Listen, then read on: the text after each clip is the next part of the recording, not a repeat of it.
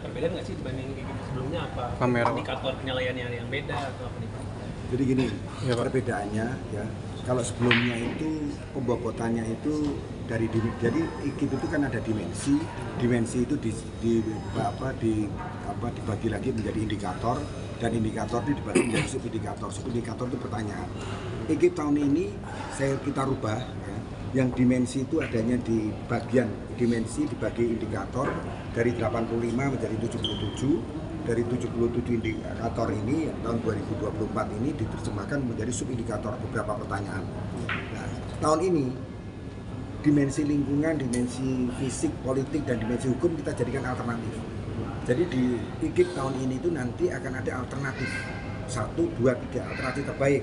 Jadi nanti kita bisa memberikan rekomendasi kepada pemerintah bahwa IKIP tahun ini itu indeks keterbukaannya itu nilainya sekian. Kemudian yang perlu diperhatikan alternatif pertama itu dari lingkungan hukum atau lingkungan ekonomi atau lingkungan fisik politik gitu. Jadi kalau sebelumnya kan kita hanya pembobotannya saja, dimensinya itu menjadi pembobotannya saja. Nah, tahun ini pembobotannya itu kita buat alternatif. Jadi ada alternatif 1, alternatif 2, alternatif 3. Dari alternatif 1, 2, 3 kita jabarkan di kriteria. Kriterianya tadi dari 85 kita kurangin dari 77 dan kita terjemahkan lagi menjadi subindikator. Ya, perbedaannya itu. Jadi di IKIP tahun ini kita akan memberikan penekanan kepada pemerintah dengan indeks keterbukaan informasi yang dihasilkan nanti misalnya masih kategori sedang.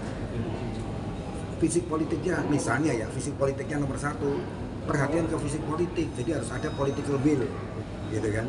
Kalau ekonomi ya nanti ekonomi tergantung hasilnya nanti. Harapannya dari perubahan metode yang ini apa? Ya, seperti tadi saya sampaikan, sebelumnya nggak ada rekomendasi yang jelas.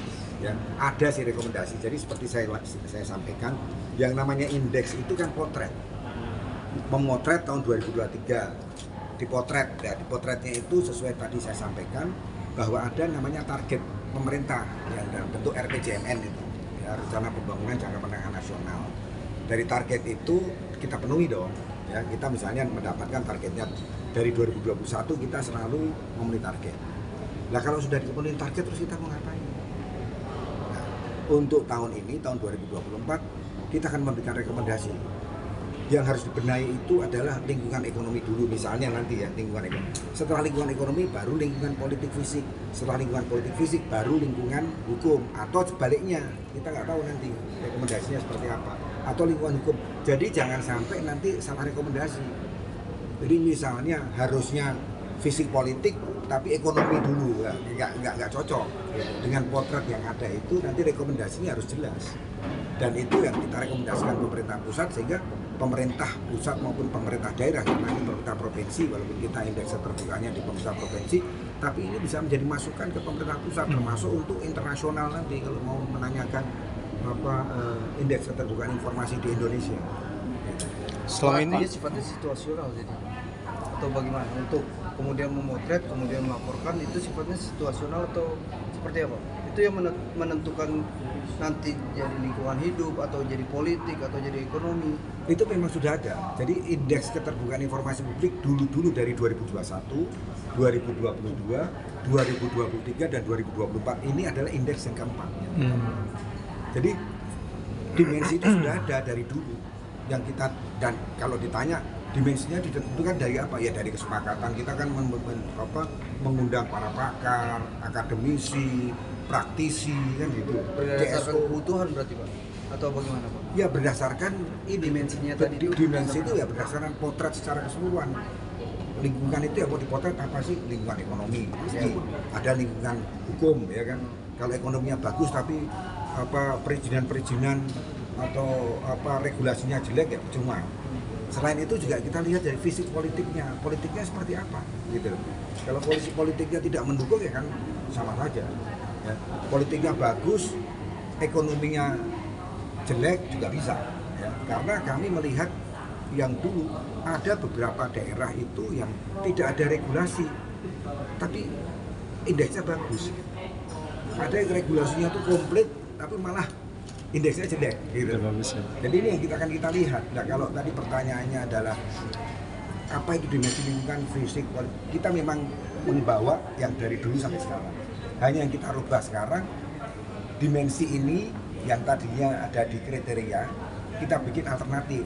Sehingga harus kita ketahui, oh tahun 2024 ini, ya potret tahun 2023, karena indeks keterbukaan itu memotret tahun 2023, itu yang harus dibenahi sebenarnya lingkungan politik, fisik. Gitu. Yang dulu tidak secara spesifik seperti itu. Yang dulu tuh hanya mengatakan bahwa oh indeks keterbukaan informasi publik secara nasional ini, kalau per daerah ini kan gitu. Per daerah itu kan ada yang jelek sekali. Ya. Kan indeks keterbukaan itu ada 5 kategorinya. Baik, terus kemudian sedang, baik sekali, baik, sedang, kemudian cukup dan tidak baik.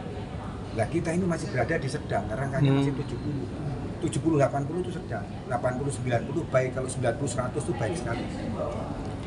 Jadinya Baik, Pak. masih ada kelemahan ya Pak untuk keterbukaan publik selama ini, kementerian, lembaga, daerah seperti apa Pak? Kalau menurut Bapak Saat sendiri? ini Pak. Ya kalau kita bisa melihat dari kalau rata-ratanya sedang ya memang keterbukaan informasi kita ya kalau sedang itu kan baik juga enggak, jelek juga enggak, kan gitu, ya kan? Kalau misalnya nanti dihasilkannya itu misalnya 85 atau 80 ya baik. Kalau yang dihasilkan 90 ke atas baik sekali. Ya kalau pertanyaannya bagaimana keterbukaan informasi kita sekarang ya sedang-sedang saja. Ya cukup sedang-sedang saja lah. Karena apa sedang-sedang saja? Nah kalau nilainya 70-an antara 73, 74 dan kita lihat. Dan memang targetnya segitu. Targetnya itu 72, 73. Tentunya dari target-target ini kan Bappenas, kemudian kementerian-kementerian terkait, ya, Kominfo itu kan kemudian kan kita dikasih target lagi. Nah kalau tiba-tiba kita hitung nanti hasil indeksnya itu 80 sekian, tidak sesuai dengan kenyataan sebenarnya. Yang belum pernah itu targetnya 70 tapi hasilnya 60 lah itu belum. Ya, nah ini kita memang sedang mencari ini, Formula ya Pak? formula yang tepat. Oke, Pak, spesifik Pak untuk ini kan ada beberapa indikator Pak terkait dengan kepatuhan lembaga terkait dengan apa namanya undang-undang. Indikator yang kita sampaikan ya di situ ada, jadi saya sampaikan ada 77 indikator dan dibagi menjadi beberapa sub indikator. Pertanyaan-pertanyaan kepada whistleblower ya, perlindungannya, terus bagaimana supaya whistleblower ini lebih efektif lagi nanti ke depan. Nah, yang selama ini kita lihat itu bahwa ya kondisinya sedang-sedang saja, tapi nanti di 2024 kita akan lihat oh whistleblower itu selama ini sedang-sedang saja, tapi ada rekomendasi. Kenapa? Oh karena fisik politiknya itu tidak atau hukumnya yang tidak mendukung ya. Jadi ada pertanyaan tapi memang kenyataannya tidak mendukung. Nah karena apa? Karena tiap indikator kan ada nilainya gitu ya, kan ada nilainya. Jadi dari dimensi ini yang saya larikan ke alternatif di atas itu kan ini kan harus mencerminkan, alternatifnya dicerminkan dengan indikator ya. Nanti kita akan lihat masing-masing indikator itu kan ada nilainya. Indikator ekonomi nilainya berapa, indikator hukum nilainya berapa, indikator apa fisik politik nilainya berapa gitu kan. Nah, nanti akan saya boleh mengatakan bahwa komitmennya semua lembaga atau sekarang saya mengatakan Monef kita dari 372 badan publik yang dari situ aja udah kelihatan kalau Itu kita dari tahun per tahun mengalami penurunan, peningkatan atau biasa-biasa? peningkatan ada ya, peningkatan ada. Jadi ada sebelumnya 100 dan menjadi 122, tapi dibandingkan dengan 372 apalagi yang dilihat ya, ini kalau kita bicara skop nasional ya, bukan indeks lagi, ini kita tarik ke Monef, monitoring evaluasi yang belum ini 147 yang tidak informatif. Makanya kami sekarang mendekati. Jadi kami mendekati, ini sudah kami lakukan. Kami mendekati lembaga-lembaga yang desain kelembagaannya memang agak susah untuk terbuka. Misalnya apa? BIN, kepolisian, Kementerian Pertahanan, Badan Cyber Sandi Negara, Kejaksaan Agung. Ya. Jadi itu kita dekati. Karena kalau tidak begitu, ya lembaga-lembaga itu dari tahun ke tahun memang tidak informatif. Ya. Padahal kan desain kelembaganya beda. Itu cara pendekatannya apa Pak? Salah satunya? Caranya? Ya salah satu ya kita kemarin mengadakan dialog seperti saya datang ke BIN. Saya ketemu sama Deputi 7 Badan Intelijen Negara. Saya tanya itu yang apa banyak masyarakat banyak ini nggak sih, banyak yang dikomplain apa? Pokoknya yang dikomplain masalah sekolah tinggi intelijen negara STIN dan sebagainya gitu kan. Sebenarnya mereka yang lain-lain nggak pernah komplain. Tapi dia pada waktu kita monef, mereka menutup beberapa informasi. Nah, memang itu harus dilakukan. Mereka kalau lembaga badan intelijen negara itu kan nggak menyerahkan LHKPN ke KPK. Gitu. Kemudian ya kalau ke DPR RI juga dia rapatnya rapat tertutup. Nggak mungkin rapat terbuka, itu harus dilihat. Ya, mungkin mereka terbuka, tapi kapasitas terbuka dengan desain kelembagaan seperti BIN ya memang seperti itu. Gitu. Nah, ini yang mau kita dorong.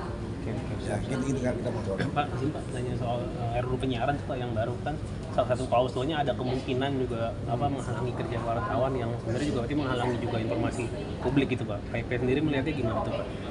Jadi begini, memang ini kami masing-masing punya undang-undang. Saya juga dengan Dewan Pers, ya saya pernah satu panggung dengan Ketua Dewan Pers. Di Ketua Dewan Pers itu mengatakan bahwa wartawan tidak boleh dihalang-halangi. Ya, wartawan tidak boleh dihalang-halangi. Kalau dari sisi kita, saya malah lebih menunjukkan pada waktu saya ke Kejaksaan Agung. Di Kejaksaan Agung itu tadinya ada wartawan khusus ke Kejaksaan Agung. Sekarang dengan Kapuspen dibubarkan. Semua wartawan boleh. Bisa. Ini gitu. Kalau saya lebih ke arah jenis informasi, kualitas informasi, akses terhadap informasi. Ya. Tapi kalau masalah pemberitaan yang tadi disampaikan kata Indonesia Pers, saya tidak mau mengomentari. Karena apa? Karena mereka punya undang-undang, saya punya undang-undang juga. Gitu. Ya, jadi wartawan punya undang-undang, Dewan Pers punya undang-undang, dan kami juga dengan PBI kami nanti akan MOU dengan Ketua PBI pada waktu rakornas kami. Dan itu kami sudah melakukan ini komunikasi dengan Ketua PBI.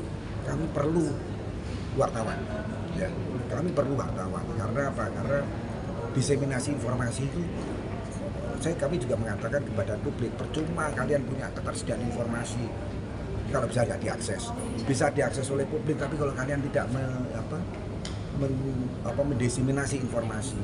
Nah, dan kami apresiasi ke Kejaksaan Agung, karena Kejaksaan Agung dulu ada wartawan khusus Kejaksaan Agung, sekarang dibubarkan itu sama Kapuspen yang baru. Nah, saya melihat ini, kalau kami tidak melihat mau dibubarkan atau wartawan dan sebagainya, kami melihat kualitas informasi, kami melihat layanan informasi, jenis informasi, komitmen organisasi, inovasi, dan digitalisasinya. Jadi saya tidak boleh mengomentari undang-undang yang lain. Gitu. Saya kira itu. Oke. Ini apa sih yang udah dilakukan Pak Iba untuk menaikkan angka keterbukaan publik dari video buruk itu bagaimana caranya? Tahun yang dulu kita kan itu ada informan ahli, ya. Jadi ada kelompok kerja daerah, ya, ada kelompok kerja daerah, ada informan ahli, kemudian ada tim ahli. Ya, misalnya kemarin ini ada kelompok kerja daerah dari Dinas Informasi, Kadis Informasinya, atau dari akademisinya, atau dari pelaku usahanya.